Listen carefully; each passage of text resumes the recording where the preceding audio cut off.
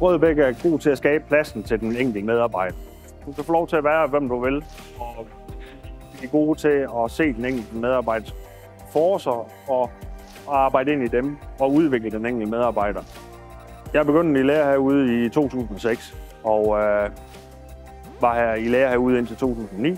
Så var jeg væk i et års tid, hvor jeg var inde i militæret og ude og prøve lidt forskellige andre ting.